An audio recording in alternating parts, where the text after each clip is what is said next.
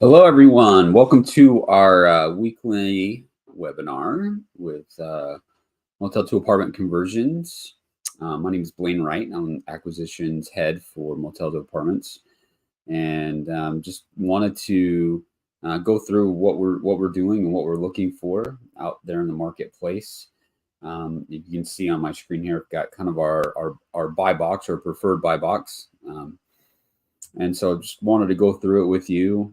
We've been in the space for about 3 years now. We've got 4 projects under our belt, and we're doing a little bit different model. We're not doing a true conversion anymore. We're doing kind of a flex stay, a mix of maybe an extended stay or a flex apartment. Maybe is the phrase that we've kind of used. And just trying to fill a niche of need in the marketplace for more affordable housing and more flexible stay options. With the way our world is working right now, a lot of people like not having to be in a full 12-month lease. They want shorter options, and so we're trying to acquire hospitality assets and convert them into that model. And we actually have a brand called Park Rise. So if you wanted to Google that, you can. And that's going to be our brand that we brand these, these assets that we acquire. So that's what we're doing. So basically what you see here is our target buy box. Talking a little bit about kind of what we're looking for. It's really hard to do a full buy box with yes to this and no to everything else. Realistically, we'll look at really anything. It just has to have the right amount of units and be in the right location. Those are the two main things.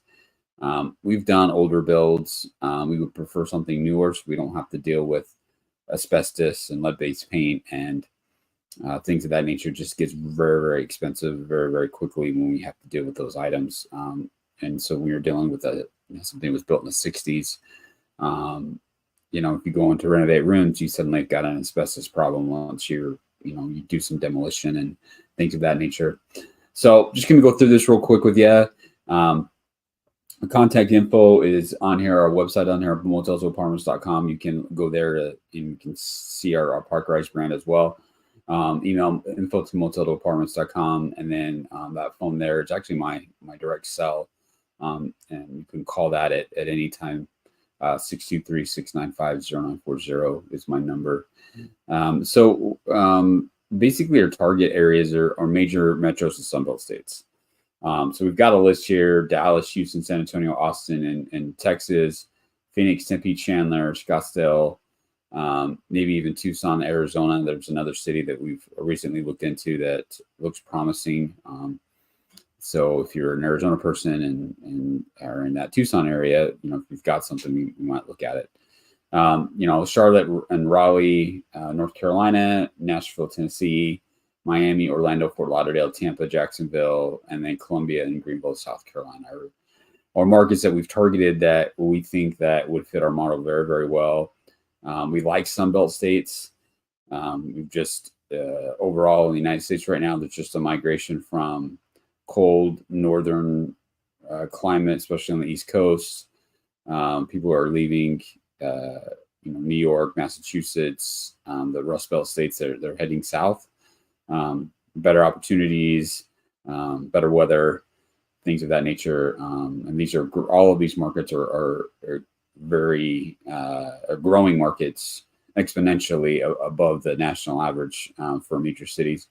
And so we like the major cities just because, we want areas where people are coming to, and we don't want to be in an area where, whether it might be something, some industry that controls maybe a town of 300,000 and one industry controls, the majority of the population. That's only happens that industry.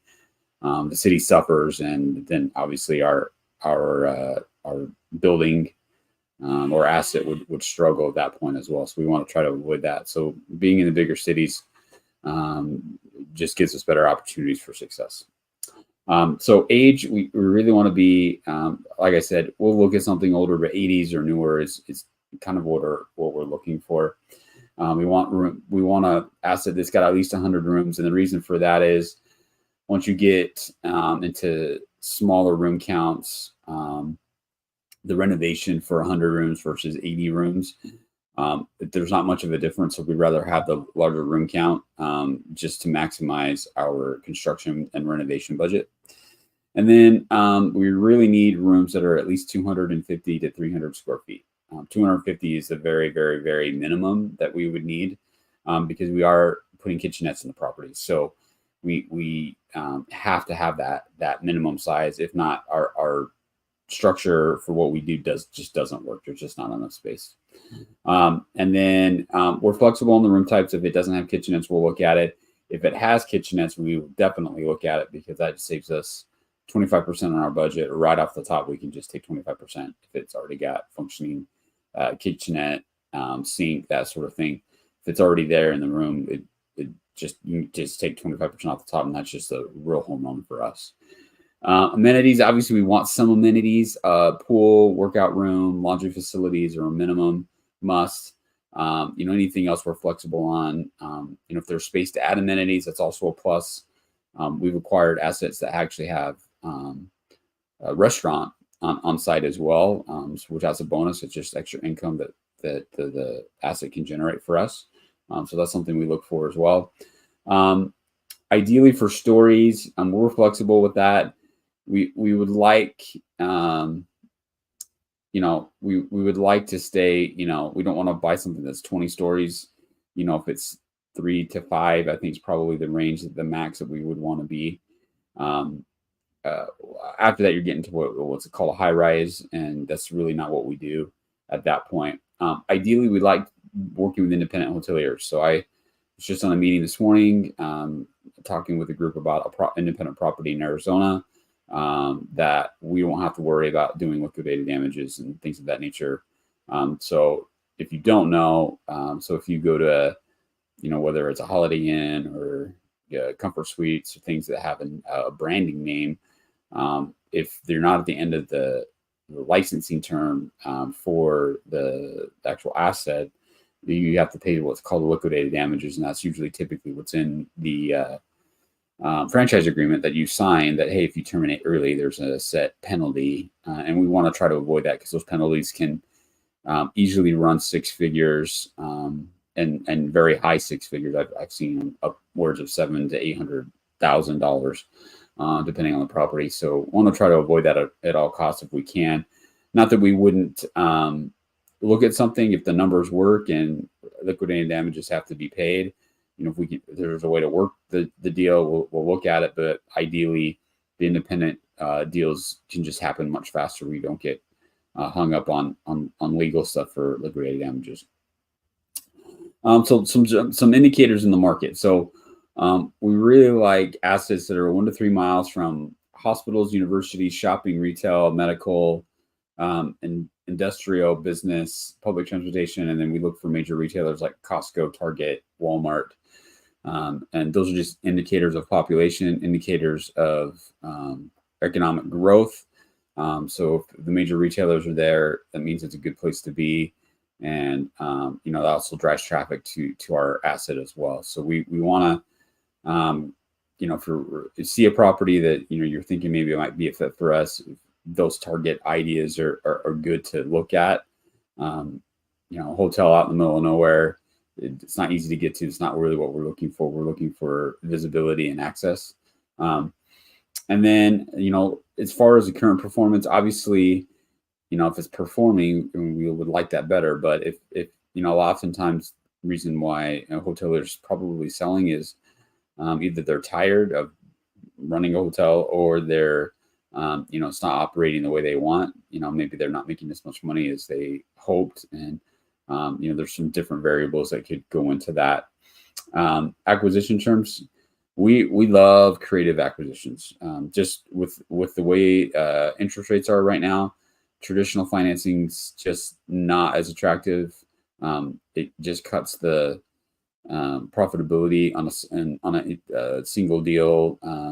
it just cuts the profitability down. It's the return that we're looking for our group is a certain number, and with bank financing, especially if we have to get debt for renovation costs as well, it's very, very expensive. We're talking double digits in interest, and we're trying to avoid that right now. And we're really good at doing creative deals to make that makes sense for all parties, and that's what we're shooting for. And we will do bank financing. Like I said, it just really depends on the deal, and if we can get attractive enough terms with the bank, we'll definitely go that. We definitely wouldn't shy away from that.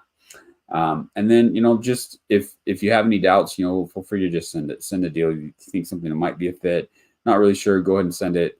We'll try to give you feedback within 24 to 48 hours on if it might be a fit for us or not, or if we need additional details. But yeah, so that's basically the gist of what we do and how we're doing it. So if you have any questions, feel free to reach out to us.